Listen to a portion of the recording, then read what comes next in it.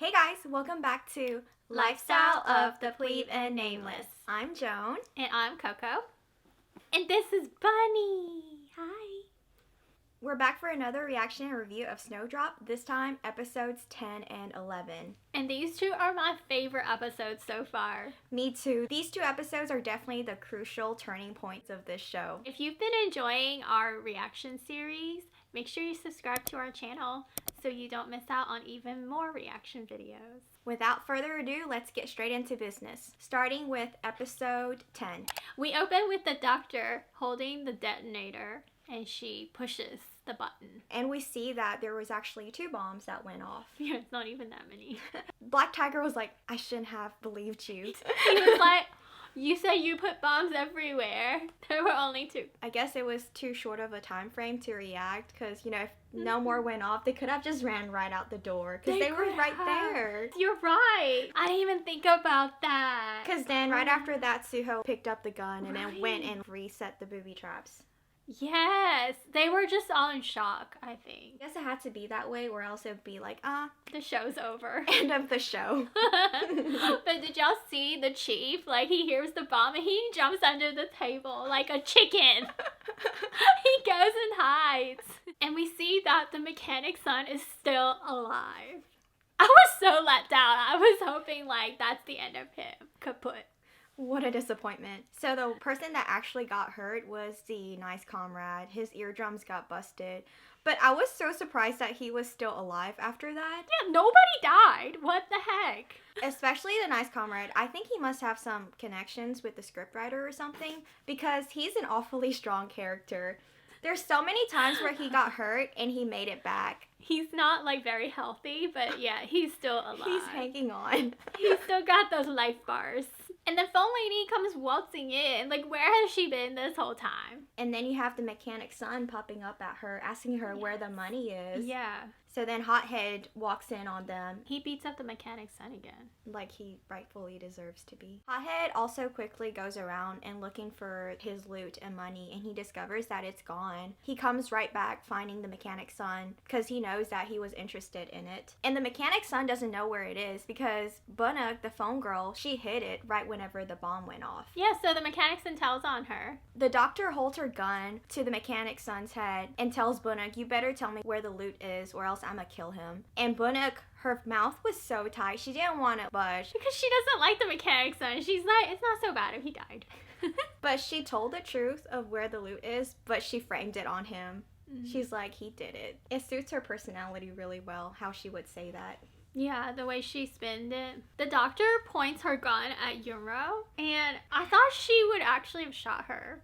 Really? Yeah, but then the headmistress gets in between. The headmistress is super brave.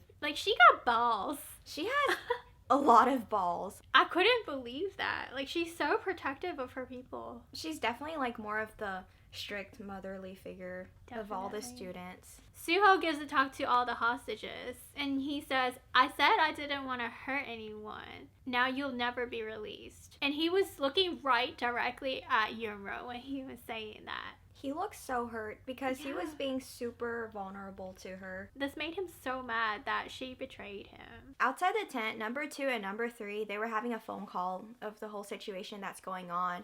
And Youngro's dad was like, why didn't you guys just charge in? That was the best opportunity. Yeah, because you have these big openings. You could just run in. I was thinking the same. 2 big holes. 2 big old holes. And there's only 3 of them that they know of. Mm-hmm. So they couldn't defend 2 huge openings.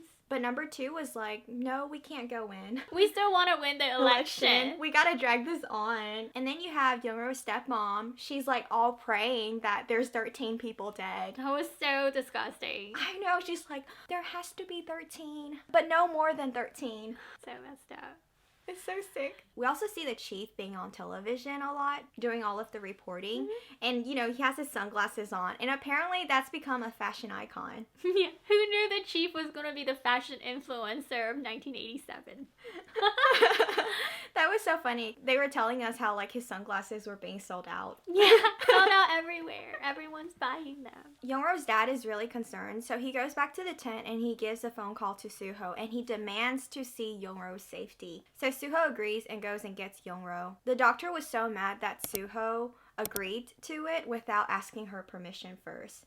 Because she was thinking, no, you can't let them see each other. She knows that I'm a spy now. My cover's blown. We can't let the outside know that, or else all her work's gonna be down the drain. So the doctor informs the hothead comrade, follow them. If she shows any signs of revealing my identity, shoot her. In the hallway, when Youngro is following Suho to go see her dad, Youngro stops and she rips off her necklace and throws it down on the ground. Ooh, burn. And Suho saw that? Uh-huh. That necklace means so much to him. She made sure that he saw it. And Hothead was watching, so Suho couldn't really show, like, real emotions. He had to just keep his cool. Like, okay, whatever. You throw a necklace down. I don't know what that necklace is. I bet his heart was breaking. Inside, he was dying. You can tell. So Youngro gets to that big hole in the cafeteria to go see her dad. And that scene was so sad. They had that music playing, and it was like that father and daughter moment again. And she screams to her dad, and she's like, Dad, I'm okay. I'm fine. And then she says, save us. Yeah. I definitely shed some tears in that scene. And then she's like talking about her brother, like, can you send him off right? And the next thing she says is, I can't trust anyone. That's when Hothead shoots at her, thinking like she's gonna give away the doctor's identity. And Suho jumps in front of her. He takes a bullet for her. Because after Hothead shoots that bullet, the snipers where Youngro's dad was standing, they were shooting back. And, you know, you have the bullets flying everywhere, and Suho was trying to protect her. Yeah, so he got wounded. But what I didn't understand was Youngro's dad is yelling at all the snipers to quit shooting at them, and none of them stopped. They just kept going. I thought he was the boss of them. Me too. I was so confused. Why did they so keep weird. shooting? So they finally get back into the hallway, and the doctor was approaching them. The hothead tells them, like, well, she was about to reveal your identity. So the doctor slaps Youngro. Poor Youngro. Suho felt so helpless because he couldn't do anything. Yeah. She was the one that was in charge. And you could see Suho had tears in his eyes. Youngro sees that Suho has a bullet wound in his arm. And she was so concerned. It shows that he's willing to take a bullet for her. Like, that's how important she is to him. So I feel like in that moment, you can see how much they still care for each other. So I think she started having a change of heart then about him again. Number 2 infuriates Youngro's dad by saying that, why are you here anyway? You should just go back and tend to your son's funeral. Get those pity votes for us. Yeah. And that blew Youngro's dad up. He had enough. He goes ahead and punches him. I was like, oh, yes, it's about time. He deserved it. Did that. Yes, he's such a jerk. He's been bad-mouthing this whole time. The chief was so happy, too, because even the chief hates him. Youngro's dad was like, if this operation fails, I'm gonna kill you first. Yeah. And that shut him up. Because it looked like he meant it. Yeah. Black Tiger, the headmistress, and Youngro, they all get tied up in the basement. Because they're the ones that came up with this plan. Yeah, they get everyone punished. out. I feel like that's a good call, though, because these are the people who are, like, trying to plan everything. Yeah. Try to get them away from the rest of the people. But, see, to me, I don't know why they're always tying people together in one room. Like, I feel like it's better to separate them. But they don't have enough people to monitor every room. Oh, that's true. Because when all the people get together, they start talking and they come up with plans. In the meantime, in order for the doctor to keep her identity a secret, she was threatening to have to kill everyone. I mean, do you think she would actually kill everyone in the dorm to keep her identity? I think she would, because she even said it herself. It took her 17 years to get to the point where she's at right now. A communist spy and being so close to the top leader of South Korea. Number 2, he could be the next president of South Korea. Yeah, he could. She's not willing to give up her mission. She's like, I'm not going to let 34 people ruin my plans. So we see Suho. He goes back and picks up the necklace that Youngro dropped. Well, not dropped, thrown to the ground. Yeah. And there you see Nice Comrade. He's coming out of the room. He's pretty much deaf right now. Yeah, poor guy. But he's so optimistic. He sees Suho and he's like, hey, I'm still alive. But you could see Suho, like, he felt really bad. I feel like Suho kind of takes care of him like he's his younger brother. Mhm. He really looks out for him. And Suho asked him, is there anything that you want to eat? Like, I'll bring it to you. And the nice comrade was like, I'm thinking about chicken soup, but it's okay. We don't have to do that. And Suho's like, no. Like, I got you. I'm gonna fix it up for you. That just truly warmed my heart. The KCIA, they want to make sure that everyone's safe, so they request to bring in like a camera and take footages of everyone to make sure that they're all safe. And Suho agrees to it, and he wants to bring Hana in. The reason being, he still wants to see if she can bring the proof in that the governments are working together. And the doctor is super against it, because if Hana comes in, someone's ought to tell her that she's a spy. Yeah. So her mission would be over. And Suho was going against her will. So as he was walking out, she stands up and shoots at him. And Suho's eyes get all big. He's like, this bee, like, WTF, she did not just shoot at me. He's like, how dare she? I mean, she didn't shoot at him, but it was like right next to his head. Like, yeah, that's why he on was the wall. shocked. And he just walks out. I felt like that was him saying, I don't care, I'm taking charge now. Yeah, he's like, I dare you to shoot me. So you see like this power struggle between the doctor and Suho. The doctor realizes that they need an extra hand, so she recruits Phone Girl, of all people. Phone Girl, to help with the spies. I gotta say, the doctor, she has a wise eye. I mean, I guess so. She's like, yeah, this one is the easiest one to turn. We just throw some money at her, and then she's gonna work for us. And they hand her a gun, too. Yeah, I couldn't believe it. And the phone girl walks into the prayer room where all the hostages are, like, all in charge. And you see her outfit. It was the same one she wore whenever she went on that date. So she got time to, like, clean herself up, put on some fresh clothes. Yeah, and you see Hothead checking her out. He liking what he sees. And everyone's so confused.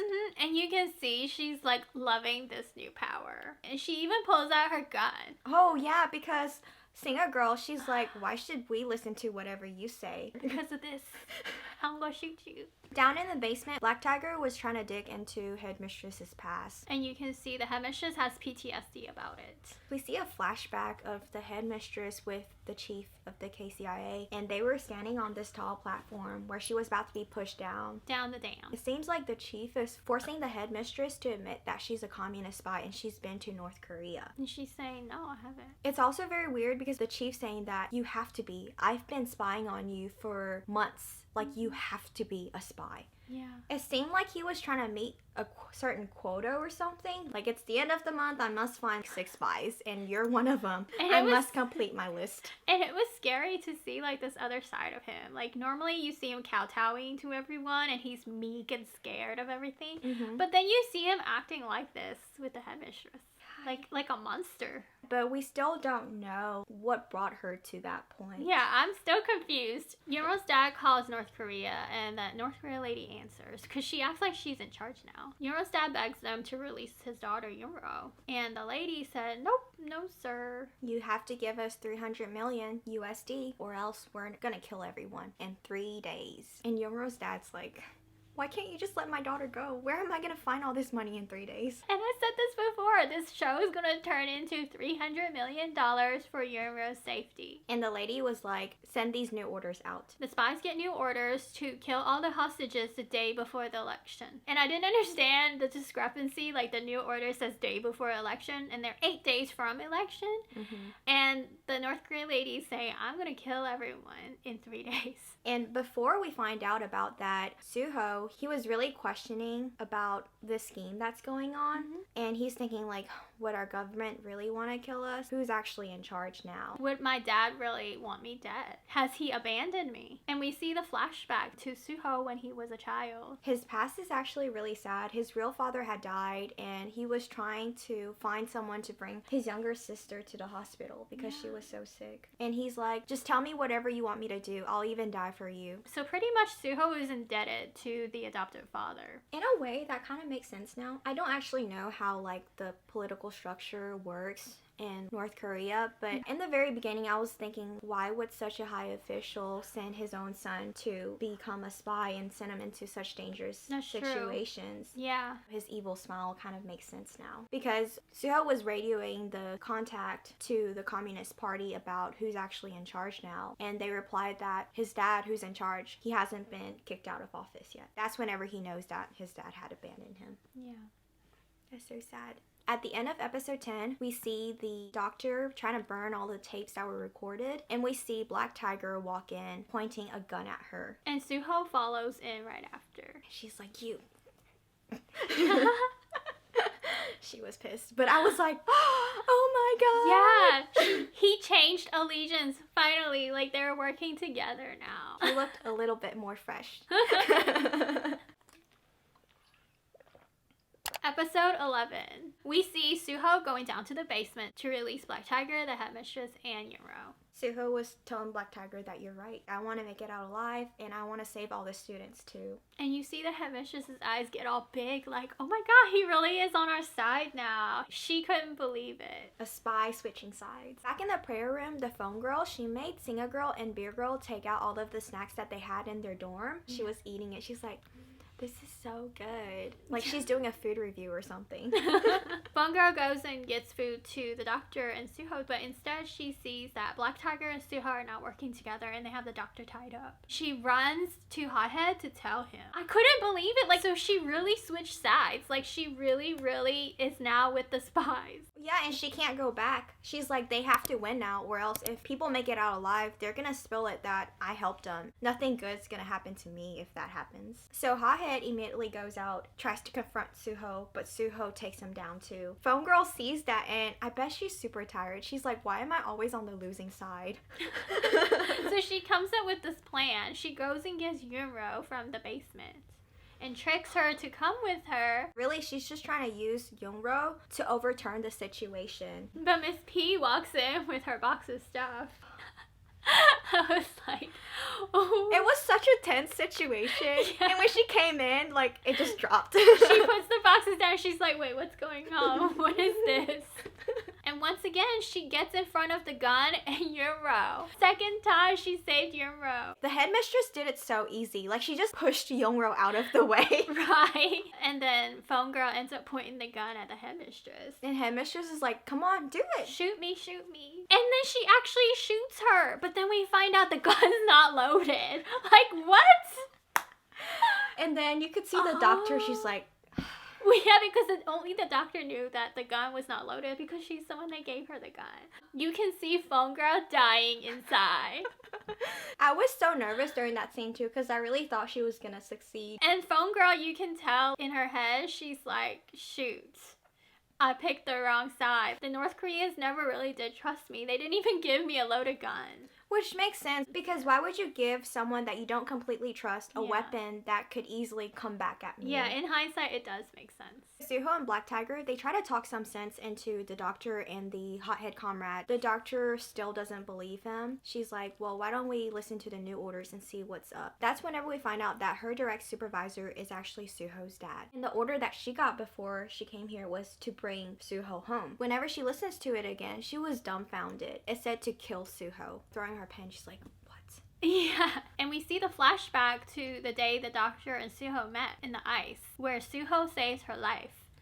He hugs her. It was out of necessity. They were cold. Okay, fine. The doctor, the next morning, since she survived, she's like, if we ever meet again, I'm gonna repay you. So, is she gonna kill him? Is she gonna listen to these new orders? She's got a life debt to him. I can't read the doctor. I can't tell if she would change her mind. The president calls the tent and wants to talk to the chief. And number 2's like, you? Why does he want to talk to you? Since when did he know about your existence? So the chief answers, and he's getting promoted. Why? Why is he getting promoted? Suho, Black Tiger, and the headmistress, they all return to the prayer room and they tell all of the students the new order situation. See, what got me was Suho told them that they're now free to move around as long as they stay inside the dorm. Which to me, I wouldn't have let them free. I would have told them, you guys need to stay in your bedroom. People start talking and you start making up your own ideas of things. Trust is very fragile. Yeah, in this situation. Basically, he gives authority back to the headmistress. Good thing she tries to educate them because she shows them the video of what happened to the hostages that did get released. So she's like, if you guys go outside, this is what's gonna happen to you. And they would kill you. The headmistress told them that y'all should all stay on the second floor, and the phone girl's like, nope, I'm going back to my room. And she just does what she wants. That's what I'm saying. They shouldn't let everyone roam free. She's not trustworthy. She's already turned on you. Even Singer Girl's like, first of all, we need to get rid of her. She betrayed us. Yeah, so she immediately goes and gets that radio and tries to tell on them. She's switching sides again. Yeah, now she's trying to get immunity from the CIA. I was so worried, but good thing Black Tiger came in. He was like, you're only able to go about because the headmistress talked in your favor. Which I couldn't believe. Like, she tried to kill the headmistress, and yet headmistress is still taking up for phone girl. She acts as if she's in debt to her or her family or something because she's doing her best to protect her. That's what I don't understand. If someone tried to kill me, I'd be like, yes, tie them up. Put them in the basement. Suho and Black Tiger, they call the tent again. And number 2 on the other side, he's wanting to get footages of the students to make sure that they're safe. Suho said, we can give you the footages, but we need Hana to come in to pick up the camera. Suho was also thinking, oh, I need to get chicken soup for the deaf comrade now. The nice comrade. The nice comrade. It was so sweet. He asked Black Tiger, like, what kind of chicken soups do you guys have in South Korea? Yeah, what do I call it? But then he decides, oh wait, what's even better than chicken soup is fried chicken! I could do with some fried chicken right now. That's like the ultimate comfort food. First ramen, now fried chicken. So Hana comes in and you see Soldier Boy hugging his own bag of fried chicken. I would do that too.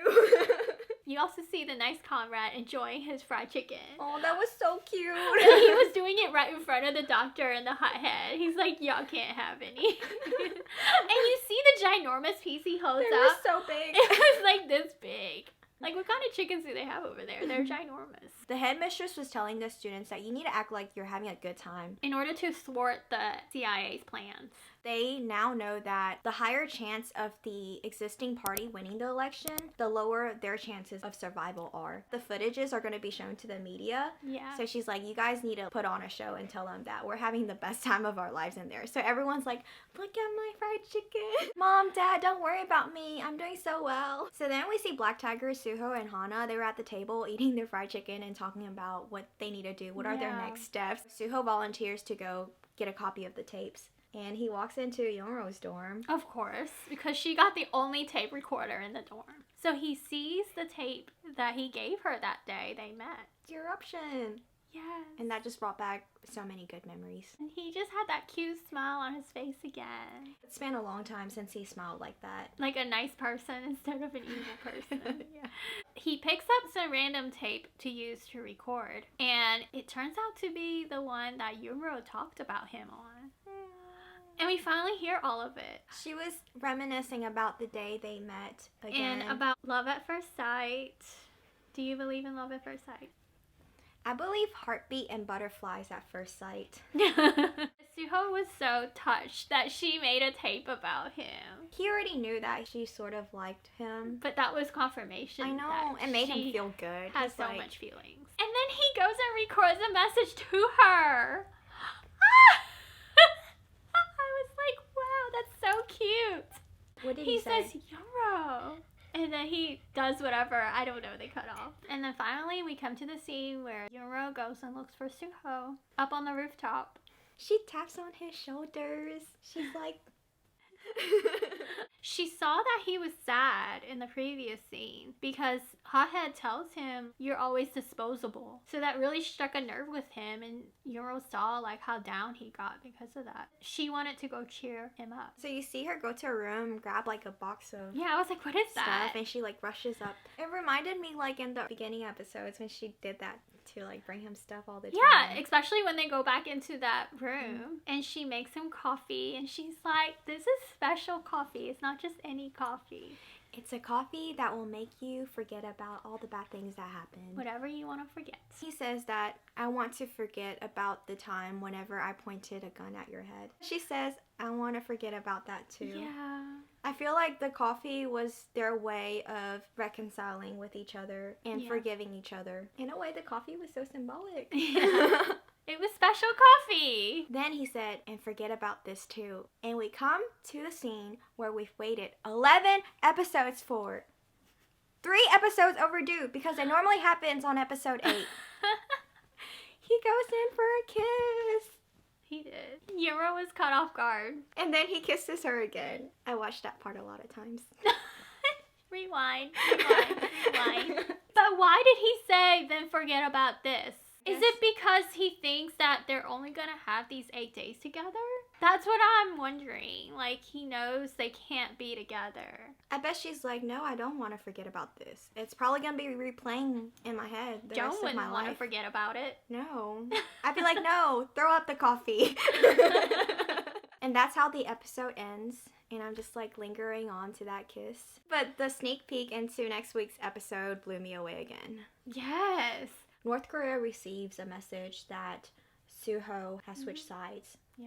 I wonder who sends that message. Who else would know I don't know. internally? And then in the bonus scene, we see the cafeteria lady. She's fumbling around in the freezer. I didn't know they had that many chickens in Right. there. They could have been making chicken soup. Fried chicken for days. Uh-huh. But she like pulls out one, and I'm thinking that there's like a gun in there. That's what I'm thinking. But what side is she on? That's what I still can't figure out. I feel like she's on the south side. Whenever I saw that scene, I was trying to connect to what was going to happen next week. Because Suho and Black Tiger's like, we have another spy in here. I'm still thinking that she's on the North Korean side. But it's so exciting. It is. These 2 episodes went by so fast for me. Me too. Everything was bam, bam, bam, bam. And Jong Hae-in, his acting is like next level. Like the way he acts with his eyes, you can just read. He's thinking like 13 different things at the same time. It just comes through somehow with just one look. Mm-hmm. I don't know how he does it. I'm not so tired of the dorm now. Now that things are like picking up. I know, it's getting And faster. we keep seeing change of allegiance and all that. And more sweet moments with Youngro and Suho. Haesoo. If you stayed with us till this point, be sure to leave a coffee emoji. A special cup of Haesoo brewed coffee. One that we will not forget. Give this video a thumbs up if you liked it. And if you've been enjoying our reaction videos, subscribe to our channel. We would love for you to join the PLEB family. And while you're at it, check out our other videos. We do a lot of food tour videos and animal adventures too. Turn on the notification bell so you don't miss our next upload. Give us a follow on our Instagram page at PLEB and Nameless. We have so much exclusive PLEB content on there for you. See you next time on Lifestyle of the PLEB and Nameless. Bye!